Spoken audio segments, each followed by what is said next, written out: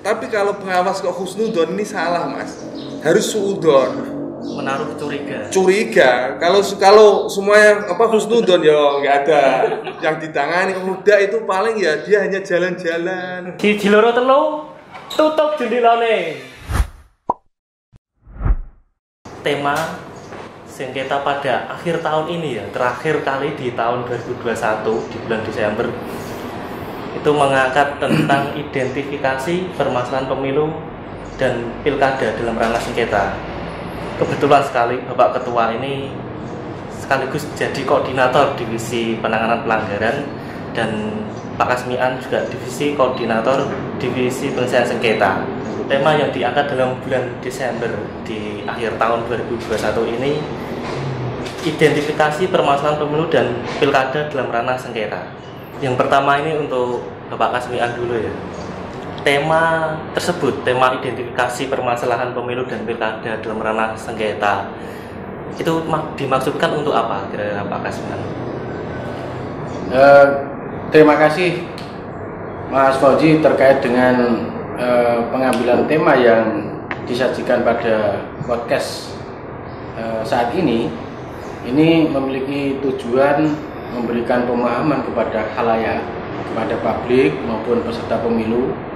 Bahkan ini juga bisa memberikan pemahaman kepada jajaran penyelenggara pemilu terkait dengan arti sengketa yang terjadi di dalam pemilu maupun pemilihan serta terkait dengan pelanggaran. Karena terkadang kita tahu bersama pemahaman masyarakat ataupun partai politik peserta pemilu ini pembedaan antara sengketa dan pelanggaran ini ada kurang pemahaman ya, kurang pemahaman karena memang antara sengketa dan pelanggaran ini ada beda-beda tipis. Jadi melalui podcast kali ini kita berusaha untuk memberikan pemahaman secara utuh kepada masyarakat biar nanti bisa mengetahui apa itu yang dinamakan sengketa, apa itu pelanggaran, kemudian nanti prosesnya seperti apa sampai kepada output produk hukumnya. Jadi kan publik ini belum tahu secara menyeluruh ya terkait perbedaan sengketa dengan pelanggaran. Kira-kira perbedaan pelanggaran sama sengketa seperti apa? Pak Ketua dulu. Dari segi pelanggaran, pelanggaran. Ya, jadi mungkin menambah sedikit ya tema tadi yang diambil itu memang masih banyak ternyata dari teman-teman kita dan sebenarnya ini kan lebih memberikan wacana kepada peserta pemilu ya, peserta pemilu karena yang terjadi sengketa itu kan memang peserta pemilu, jadi biar bisa membedakan mana itu sengketa, mana itu pelanggaran kan gitu. Kalau dari pertanyaan Mas Fauzi tadi terkait dengan pelanggaran dan sengketa itu apa ya? Yang jelas kalau pelanggaran ya yang melanggar ya Pak. Yang melanggar ketentuan. Yang melanggar itu melanggar pemilu maupun pemilihan. Ya. Jadi yang tidak sesuai dengan aturan yang tertera baik di dalam Perbawaslu maupun PKPU maupun yang lebih kompleksnya lagi kan di Undang-Undang Pemilu maupun Undang-Undang Pilkada kan itu. Jadi pelanggaran ini memang kalau di dalam pelaksanaan pemilihan maupun pemilu ini memang dikategorikan banyak ya Mas pelanggaran itu kan. Contohnya ada pelanggaran administrasi, ada pelanggaran kode etik, pelanggaran pidana, pelanggaran administrasi yang TSM, terstruktur, sistematis dan masif. Kemudian pelanggaran hukum lainnya ini juga ada. Nah, ini nanti juga pada saat ada laporan dari masyarakat terkait dengan dugaan pelanggaran, ini ada kewajiban untuk Bawaslu atau Panwas melakukan kajian awal terkait dengan hasil laporan itu, karena untuk membedakan, menganalisis ini nanti masuknya dalam kategori apa, apakah ini pelanggaran pelaksanaan pemilu maupun pemilihan ataupun masuk dalam ranah sengketa. Nah, ini yang perlu nanti kita bedakan. Jadi pada intinya pelanggaran itu adalah sesuatu yang tidak sesuai dengan prosedur, tidak sesuai dengan aturan yang berlaku dalam pemilihan maupun pemilu. Jadi peserta pemilu atau setiap orang ya dalam unsur setiap jadi kampanye.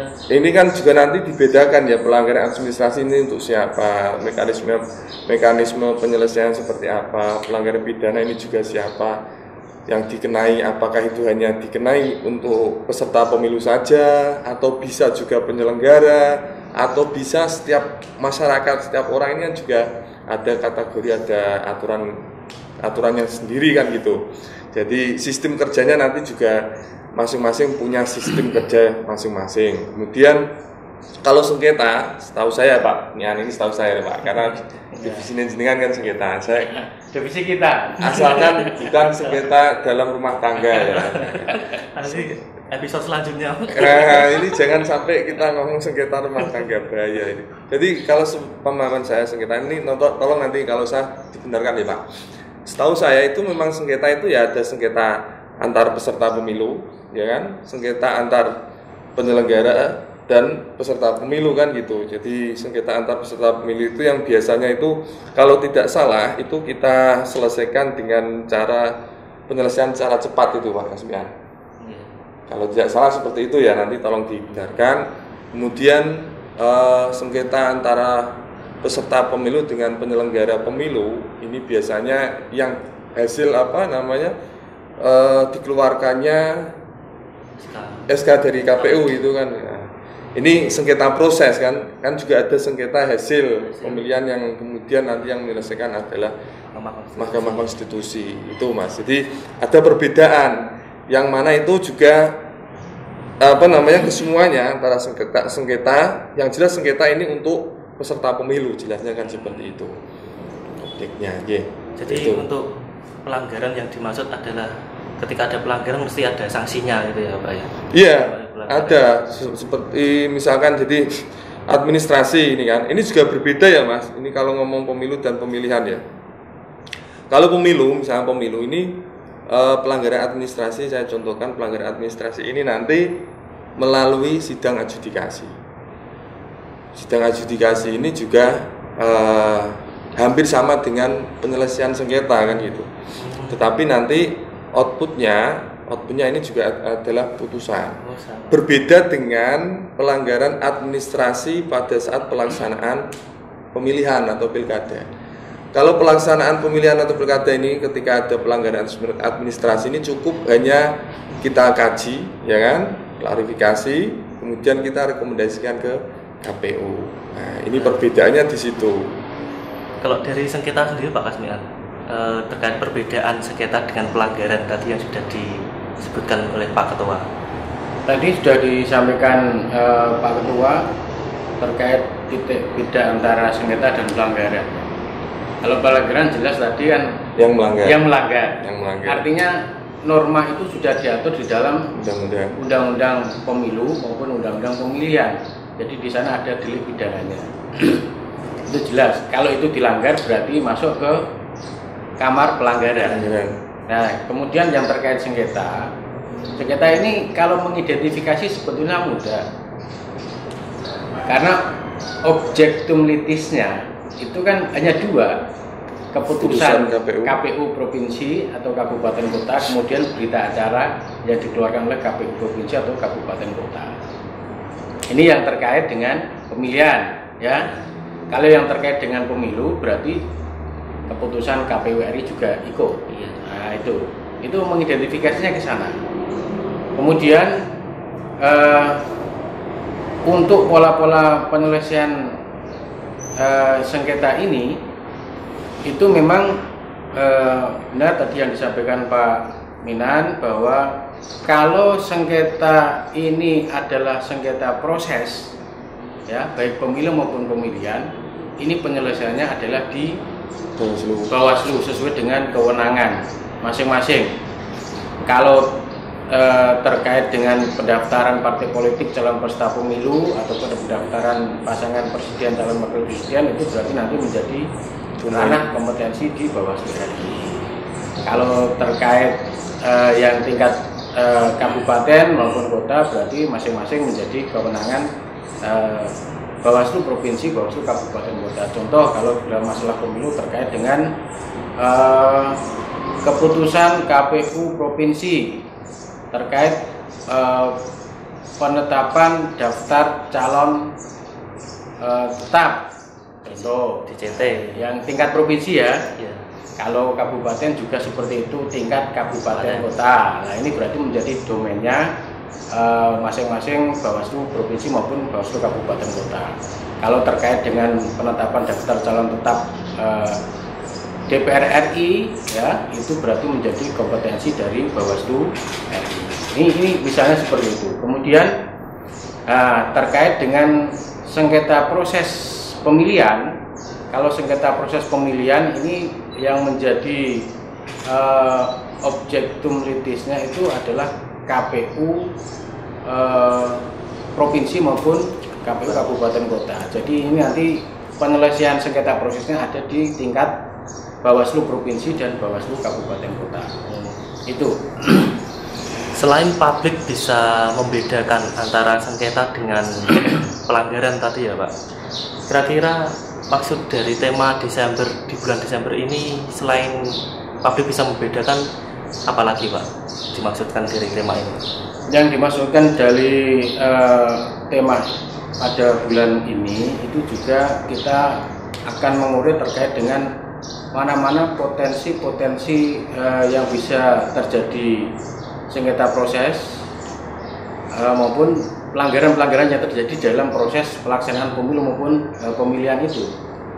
Jadi tadi di awal sudah kita urai terkait dengan beda antara sengketa dengan pelanggaran. Jadi ini kita juga akan memberikan pemahaman kepada publik terkait dengan potensi-potensi yang memungkinkan timbul dan terjadinya sengketa proses. Ya. Cara mengidentifikasinya itu seperti apa Pak? Cara mengidentifikasinya kalau ini masuk ke pelanggaran, ini masuk ke sengketa. Gitu. Ya, kalau cara mengidentifikasinya ya tadi, ya kalau ini persoalan adalah merupakan pelanggaran kepada norma administratif, ya berarti ini masuknya pelanggaran administrasi. Jadi nanti penanganannya pakai mekanisme penanganan pelanggaran administrasi.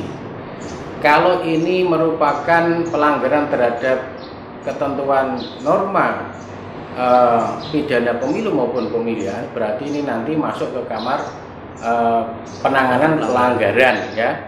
Jadi kalau mekanisme penanganan pelanggarannya di Bawaslu itu nanti kan ada kegiatan bersama pengkajian di tingkat Gakumdu ya, tingkat Gakumdu. Nanti setelah seperti apa nanti biar disampaikan oleh Pak Wadid penanganan pelanggaran itu ya. Nanti outputnya seperti apa. Kemudian kalau terkait dengan etik bagi para penyelenggara, ya, karena itu melakukan cedera sumpah janji ketika dia diambil sumpah pelantikan, ini berarti masuk kepada ranah penanganan pelanggaran etik, yang mana pelanggaran penanganan etik itu menjadi domain di DKPP ya, DKPP. Kemudian kalau sengketa itu terjadi antar peserta pemilu ataupun antar peserta pemilihan, ini berarti nanti diselesaikan dengan mekanisme penyelesaian sengketa antar peserta pemilu ataupun antar peserta pemilihan dengan pola penanganan memakai acara cepat kayak yang disampaikan oleh Pak Minan tadi. Nah, kalau sengketanya ini terjadi antara peserta pemilu ataupun peserta pemilihan dengan penyelenggara pemilu, dalam hal ini KPU ya, KPU provinsi, KPU kabupaten kota. Ini kalau di dalam sengketa proses pemilu itu dilakukan dengan mekanisme yang pertama ya, setelah muncul permohonan sengketa itu ya di Bawaslu masing-masing, setelah dilakukan register nanti wajib hukumnya untuk dilakukan mediasi. Ini kalau yang sengketa proses pemilu. Kalau di sengketa proses pemilihan berarti sebutannya adalah musyawarah tertutup. Ini sama loh ya. Cuman beda nama. Cuma beda nama. Istilahnya saja. Cuma beda nama. Saja sama. Nah, kalau mediasi maupun musyawarah tertutup ini tidak bisa mencapai kata sepakat ya antara pemohon, termohon maupun adanya pihak terkait ya nanti setelah proses itu. Kalau tidak sepakat antara pemohon dan termohon di dalam proses mediasi maupun musyawarah tertutup, berarti nanti dilanjut ke proses selanjutnya. Kalau di dalam pemilu berarti nanti ada model adjudikasi ya. Adjudikasi. Ya, nanti produknya adalah putusan.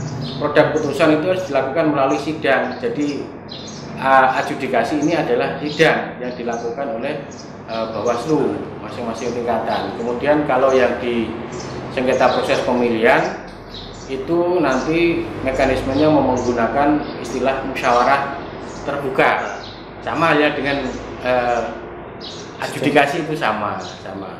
Nah terkait putusan-putusannya, kalau di dalam persoalan sengketa proses pemilu ini ada beberapa hal yang dikecualikan terkait dengan melakukan upaya hukum. Kalau sudah diputus ya, Diputus sama Bawaslu. ya diputus di Bawaslu terkait dengan penetapan partai politik calon peserta pemilu, terkait dengan daftar calon tetap, terkait dengan penetapan pasangan calon presiden wakil presiden. Ini nanti produk putusan di Bawaslu dalam proses putusan setelah dilakukan adjudikasi ini sifatnya apa istilahnya bisa dilakukan upaya hukum ya. Kalau ini bisa dilakukan upaya hukum ke Pengadilan Tata Usaha Negara. Nah, kalau selain ini ya, selain ini berarti nanti sifatnya adalah final dan mengikat. Jadi terakhir ya. Terakhir final dan mengikat, cuman ada satu pihak yang merasa tidak puas atas putusan adjudikasi yang dilakukan oleh Bawaslu ini dapat melakukan upaya hukum untuk minta koreksi putusan Ke Bawaslu RI melalui Bawaslu Provinsi. Jadi koreksi putusan begitu sudah dibacakan, ini pihak yang merasa tidak puas atas putusan Bawaslu, 1 hari setelah putusan dibacakan itu dia diberi hak untuk mengajukan koreksi putusan kepada Bawaslu RI melalui Bawaslu Provinsi. Nah, jeda 2 hari setelah koreksi putusan itu diajukan, ini Bawaslu RI harus sudah memberikan putusan atau jawaban terkait dengan koreksi putusan. Itu Mas Fauzi. Kalau yang terkait dengan sengketa proses pemilihan ini sifatnya mengikat ya, putusannya ya. Sifatnya mengikat. Kalau ada yang masih tidak puas ya, ini nanti bisa melakukan upaya hukum ke Pengadilan Tinggi Tata Usaha Negara, kemudian bisa juga kasasi. Nah, ini bedanya itu. Mungkin itu Mas Fauzi. Ya, nambah ya Mas. Ya, Tadi yang Pak Kasmin mengidentifikasi, cara mengidentifikasi itu kan seperti yang saya sampaikan tadi di awal. Penanganan pelanggaran itu kan objek bisa melalui temuan dan laporan kan itu. Nah, ketika ada pelapor atau laporan masuk sebelum ketika sudah masuk, kemudian ini kan nanti diregistrasi atau diregister ini, kita kan ada kewajiban itu yang tadi saya sampaikan, kajian awal terkait dengan laporan tersebut. Kajian awal ini udah dikagum atau belum. Jadi kajian awal ini di kajian awal atau pembahasan, kalau pidana itu kan masuk di pembahasan awal ya, pembahasan pertama itu. Jadi kajian awal ini yang mengkaji ini adalah teman-teman dari Bawaslu, yaitu untuk menentukan identifikasi apakah ini masuk sengketa atau pelanggaran.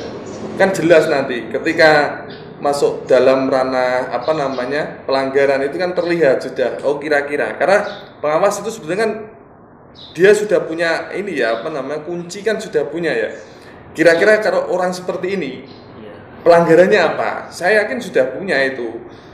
Ini apakah masuk administrasi, pidana atau kode etik. Nah, ketika tidak ditemukan ini, maka ini pasti ini sengketa. Nah, ini kan kemudian nanti Bawaslu bisa memberitahukan kepada pelapor bahwa ini masuknya ke ranah sengketa, bukan ranah pelanggaran pemilu maupun pemilihan. Itu Mas. Jadi fungsinya itu fungsi di kajian awal itu. Kalau yang dimaksud dengan pelanggaran administrasi, terus apa tadi? Kode etik, pidana, sama satu lagi perundang-undangan lainnya. Yang dimaksud dari pelanggaran-pelanggaran tersebut seperti apa? Sebetulnya sudah disampaikan Pak Kasmian tadi bahwa pelanggaran administrasi itu pelanggaran yang tidak sesuai dengan tata cara atau mekanisme dalam proses pelaksanaan pemilihan. Tata cara yang tidak sesuai dengan pengadministrasian. Contohnya misalkan terkait dengan pada saat pelaksanaan pilkada, misalnya pelaksanaan pemilihan, orang harus memasang spanduk, ini harus ditempatkan di mana, kan zona-zona sudah ada. Bagaimana cara menyebarkan pamflet, ini kan juga sudah diatur, menempel di mana lah, ini bagian dari pelanggaran administrasi. Itu apa nanti, paling itu kan hanya klarifikasi, kemudian hasilnya kita rekomendasikan ke KPU untuk diberitahukan disampaikan kepada yang bersangkutan. Itu sebenarnya administrasi. Jadi administrasi lebih jauh tidak sesuai dengan pengadministrasi. Kemudian kalau kode etik tadi juga disampaikan, melanggar aturan, misalkan pengawas itu tidak boleh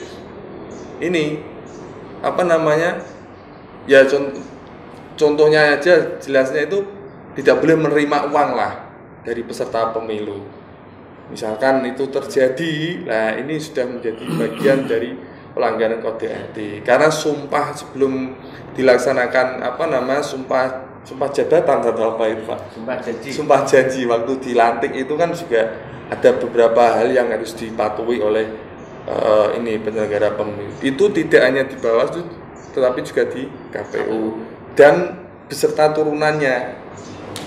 Jadi jajaran tingkat di bawahnya ini juga harus memedomi itu semua. Jadi integritas ini yang sangat penting, ya kan? Integritas sebagai penyelenggara pemilu. Terkait dengan pidana pemilu ya, yang tidak sesuai dengan yang tertera pelanggaran pidana pemilu itu banyak sekali ya Mas. Itu bisa dikenai oleh peserta pemilu bisa, ya. Misalkan peserta pemilu menjanjikan memberikan uang atau barang atau materi lainnya, ini juga bisa ada kena pasal pidana, ya kan. Misalkan masyarakat juga bisa dikenai pidana pemilu maupun pemilihan. Contohnya, misalkan dia memilih lebih dari satu kali, memberikan hak suaranya lebih dari satu kali, ini juga menjadi bagian dari pidana.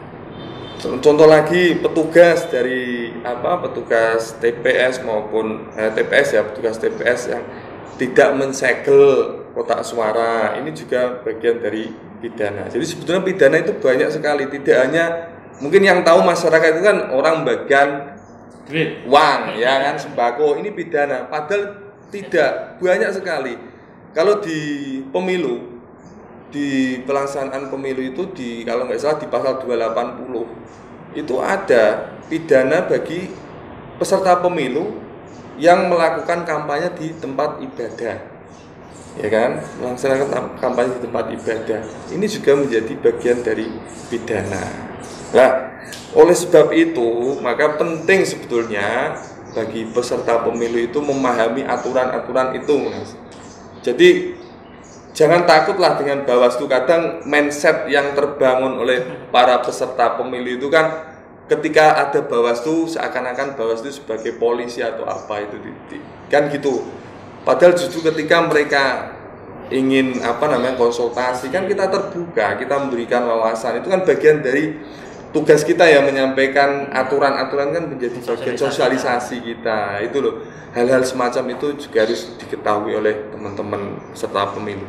Dan yang terakhir terkait dengan peraturan perundang-undang lainnya, undang-undang lainnya itu pelanggaran misalkan ASN. ASN ini kan ada undang-undang sendiri ya Pak. Nah ini nanti misalkan ASN ikut kampanye itu kan yang dan terbukti itu, maka kita rekomendasinya kan ke ASN. Ya kan, yang memberi sanksi bukan kita hanya menangani saja. Tetapi yang istilahnya memberikan hukuman ini adalah atasannya ke ASN itu. Seperti itu Mas. Bawaslu cuma hanya memberikan rekomendasi. Ya, kajian. Ya kan dari bukti-bukti itu dari hasil klarifikasi, hasil bukti yang ada, terus kemudian hasil kajian dari Bawaslu seperti apa. Karena nanti kita ketika ada ASN yang ikut kampanye atau apalah yang kemudian itu bisa menjadikan salah satu pasangan calon, menguntungkan salah satu pasangan calon atau merugikan salah satu pasangan calon, itu kan kemudian sanksinya itu kan ada di undang-undang ASN.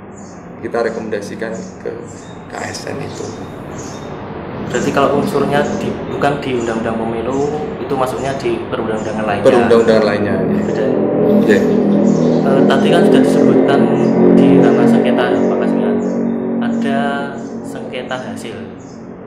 Nah, perbedaan dari sengketa hasil dengan sengketa proses di peserta pemilu dengan penyelenggara pemilu itu seperti apa Pak? Jadi ada peserta pemilu bersengketa dengan penyelenggara di proses ataupun di hasil. Nah itu titik letaknya perbedaan di mana? Kalau titik beda sengketa proses pemilu yang terjadi antara peserta dengan penyelenggara, berarti itu diselesaikan di tingkat Bawaslu, ya. Prosesnya. Nah, ini terkait dengan akibat dikeluarkannya keputusan KPU, ya, berbentuk SK maupun berita acara. Ini kalau proses, berarti menjadi domain penyelesaiannya di tingkat Bawaslu. Nah, kalau terkait dengan hasil, ya, sengketa hasil pemilu, ya, ini sudah tidak menjadi ranah kewenangan Bawaslu untuk melakukan penyelesaian hukum, karena sengketa hasil ini sudah menjadi kewenangan Mahkamah Konstitusi, ya, baik itu sengketa hasil pelaksanaan pemilu maupun sengketa hasil pelaksanaan pemilihan. Nah, kalau terkait hasil berarti pemungutan, penghitungan dan hasil perolehan suara disengketakan oleh peserta pemilu ataupun peserta pemilihan. Ini berarti masuknya ke sengketa hasil, ya. Berarti nanti muaranya penyelesaiannya adalah di Mahkamah Konstitusi, bukan lagi ke produknya sama ya Pak ya, SK ya. Ya, sama. Tapi kalau SK-nya hasil penetapan itu ke MK. Tapi kalau keputusan yang selain hasil, waktu tahapan itu di Bawaslu. Sedangkan sepanjang belum terbentuk peradilan khusus pemilu. Karena di ketentuan undang-undang pemilihan itu kan juga muncul ya terkait pembentukan peradilan khusus pemilu. Nah, tapi sampai saat ini belum. Berarti itu masih menjadi domainnya Mahkamah Konstitusi kalau hasil. Kalau proses berarti masih menjadi domainnya di Bawaslu dan jajaran. Cuman Bawaslu kan punya kewajiban juga toh Mas, terkait dengan sengketa hasil itu kan. Artinya pemberi keterangan itu kan Bawaslu juga terlibat di sana. Di Mahkamah Konstitusi kan gitu. Jadi apa yang disengketakan itu biasanya kan hasil entah TPS ini daerah mana itu kan. Nah, itu Bawaslu punya kewenangan di sana itu yang memberikan keterangan. Untuk mengidentifikasi permasalahan ada sengketa di peserta pemilu dengan penyelenggara pemilu, cara mengidentifikasinya seperti apa, Pak? Misalnya ini masuknya di sengketa proses, ini masuknya di sengketa antar peserta, antara PSPP dengan PSAP, itu cara mengidentifikasinya seperti apa? Terkait identifikasi antara PSPP maupun PSAP, ini yang pertama kita tarik garis besar bahwa kalau itu sengketa proses yang terjadi antara peserta pemilihan dengan peserta pemilihan yang lainnya, ini berarti masuknya ke PSAP. Kalau sengketa itu terjadi dari peserta pemilihan dengan penyelenggara pemilihan, dalam hal ini KPU, ini berarti PSPP, ya. Itu pertama itu. Berarti kalau kan tidak mungkin kalau peserta pemilihan A dengan peserta pemilihan B terjadi sengketa, ya, itu diartikan sengketa peserta pemilihan dengan penyelenggaranya, tidak mungkin, karena itu terjadi sengketanya adalah di antara dua orang. Contoh kasus terkait dengan pemasangan titik lokasi alat peraga kampanye, contoh, ya. Di kampanye, ya, keduanya saling bersengketa. Ini berarti itu penyelesaian cepat itu. PSAP, acara cepat, ya. Tidak masuk sengketa dengan tidak perlu adanya SK lagi, Pak. SK KPU ya, berarti objeknya bukan itu ya. Bukan. Itu harus diselesaikan dengan acara cepat. Kalau melalui musyawarah tertutup, musyawarah terbuka, ya kelamaan tahapannya, nanti udah rampung. Ya itu. Jadi kalau PSPP proses itu objeknya adalah SKPA, tapi kalau acara cepat itu bukan ya, hanya sengketa pada saat itu lagi. Jadi di saat sama, itu di pemilihan pemilu juga sama. Jadi pada saat itu iki wayah kampanye si A, ya, partai A, ini partai B lah. Ternyata harinya kan sama kadang, cuman rutenya beda. Nah, kadang ini di tempatnya di lapangan ini, tempatnya ini, tapi ternyata dipakai itu. Terus pemasangan alat peraga yang kemudian asalnya sudah ada, kemudian dipasangin. Ini menjadi timbul sengketa. Sengketa antar peserta. Jadi segera diselesaikan dengan acara cepat, baik di pemilu maupun pemilihan. Itu kemudian kita ini jelas terkait dengan subjek, ya, subjeknya ya. Nanti kan sudah kelihatan, ya. Kalau peserta dengan peserta berarti sengketa antar peserta. Kalau peserta dengan penyelenggara berarti sengketa antara penyelenggara, peserta dengan penyelenggara, ya. Kemudian terkait dengan objek jelas. Kalau peserta dengan penyelenggara berarti SKPA, surat keputusan atau berita acara, ya. Kalau yang sengketa antar peserta kayak kasus tadi, nah itu diselesaikan dengan acara cepat tanpa harus melalui mekanisme mediasi, adjudikasi maupun musyawarah tertutup, musyawarah terbuka. Tidak perlu kelamaan. Kemudian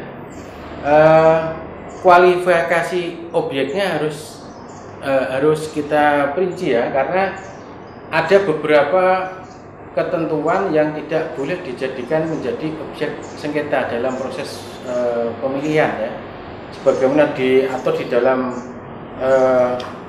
pasal 4, ya, pasal 4 peraturan Bawaslu nomor 2 tahun 2020 itu ada beberapa pengecualian objek sengketa.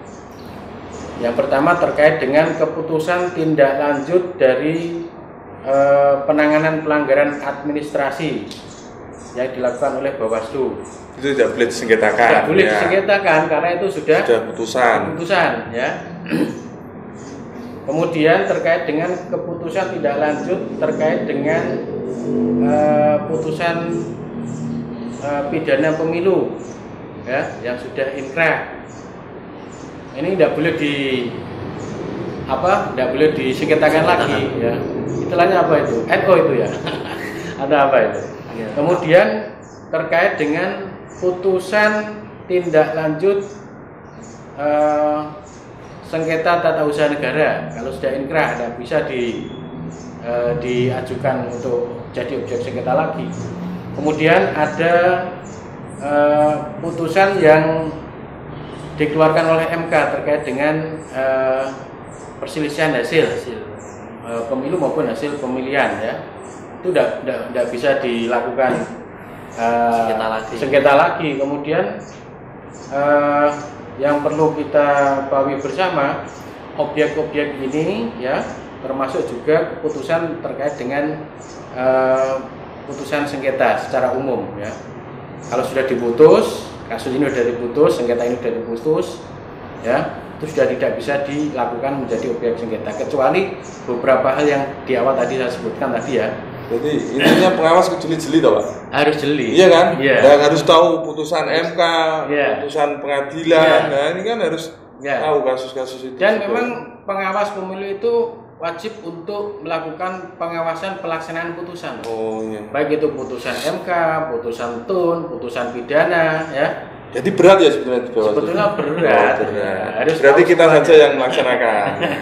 Itu karena Yang lain nggak kuat. kalau terkait dengan putusan selain dari produk putusan yang dikeluarkan oleh Bawaslu, kita itu harus lintas sektoral untuk melakukan koordinasi. Iya.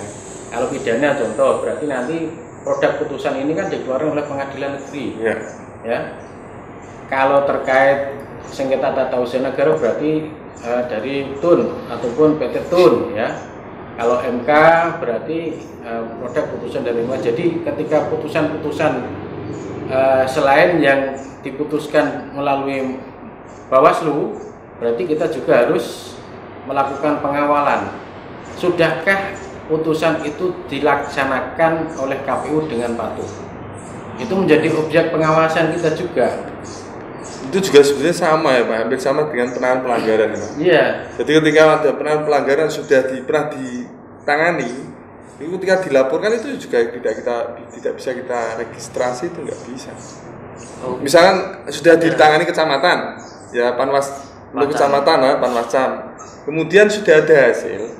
Kemudian setelah itu dia masih nggak puas ya dengan hasil yang dikeluarkan oleh Panwascam misalnya. Dia mengajukan ke Bawaslu kabupaten nggak bisa.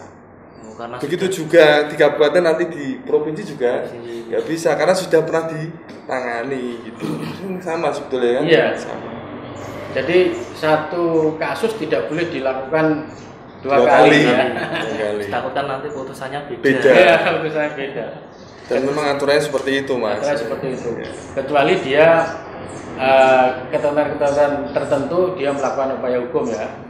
Tadi ada koreksi, kemudian ada upaya hukum ke Pengadilan Tata Usaha Negara, upaya hukum ke Pengadilan Tinggi Tata Usaha Negara maupun upaya hukum kasasi ke Mahkamah Agung. Itu beda. Tapi gini ya Pak, kalau dipikir kalau dari hasil misal putusan MK, kemudian putusan PT UN, kemudian disengketakan lagi di Bawaslu kayak lucu kan gitu, karena memang nggak bisa. Ya sampai itu, ini kalau memang aturan nggak bisa, tapi secara logika kan ya nggak mungkin ya, artinya lucu, karena lebih di atasnya kan sudah memutuskan, kenapa harus dibawa ke Bawaslu kan gitu loh. Balik lagi. Iya. Itu tadi kan sudah identifikasi permasalahan di PSAP dan PSPP ya Pak. Sekarang identifikasi permasalahan membedakan antara pelanggaran administrasi dengan pidana itu seperti apa Pak? Mengidentifikasinya? Iya, tadi seperti yang di awal saya sampaikan, pengawas itu kuncinya itu undang-undang, kitabnya itu undang-undang, PKPU, Perbawaslu, udah 3 itu cukup saya kira ya. Nah, jadi orang itu sudah tahu nanti pengawas kira-kira ini masuknya apa ya. Misalnya ada kepala desa ikut kampanye. Nah ini langsung punya pikiran awalnya, ini praduga ya, semua pengawas itu harus suudon. Kalau di ajaran agama kita kan kita disuruh husnudon ya. Tapi kalau pengawas kok husnudon, ini salah Mas. Harus suudon. Menaruh Curiga. Kalau semuanya husnudon ya nggak ada yang ditangani. Udah itu paling ya dia hanya jalan-jalan, paling ketemu dengan ini, wah itu enggak. Jadi untuk mengidentifikasi itu jelas. kira-kira ini ada kepala desa itu dilarang ikut kampanye, ASN tidak boleh ikut kampanye. Membagikan sembako ini kan jelas pidana. Lah ini terus kemudian ini pikiran itu sudah apa ya, dalam alam sadar kita itu sudah tahu, ini nanti kira-kira maksudnya di pasal ini, pelanggarannya ini. Administrasi juga jelas kan, misalnya pelanggaran kampanye tidak sesuai dengan jadwal, pemasangan APK yang tidak sesuai dengan tempatnya. Administrasi itu pelecehannya juga sama, diadjudikasi juga. Jadi ada perbedaan antara administrasi di pelanggaran pemilihan dan pemilu. Kalau pemilihan ini cukup tadi klarifikasi dan rekomendasi, kajian. Outputnya rekomendasi. Tapi kalau di pemilu itu kan juga sidang seperti adjudikasi itu dan putusan ya. Produknya putusan. Ini repot Mas. Jadi yang terlapor itu sidang. Iya, di sidang. Jadi terlapor dan yang melaporkan ini juga diundang semuanya. Misalkan APK ya kan, APK. Makanya kemudian kemarin itu APK ini kan diserahkan ke Panwascam semua Mas. Yang menangani Panwascam. Karena kalau kabupaten itu nanti yang menangani itu provinsi. Aturannya seperti itu. Jadi produknya putusannya beda. Sekali lagi kalau enak sebetulnya di pilkada karena cukup rekomendasi. Iya. Tapi kalau pemilu putusan. Nah, seperti itu. Pelanggaran administrasi itu ya. Iya. Putusan pelanggaran administrasi.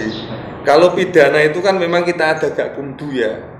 Jadi ada di pembahasan awal, setelah diregistrasi itu kemudian pembahasan awal 1 kali 24 jam kalau memang teridentifikasi ini masuk dalam pelanggaran pidana, maka kita rapatnya dengan Gakumdu.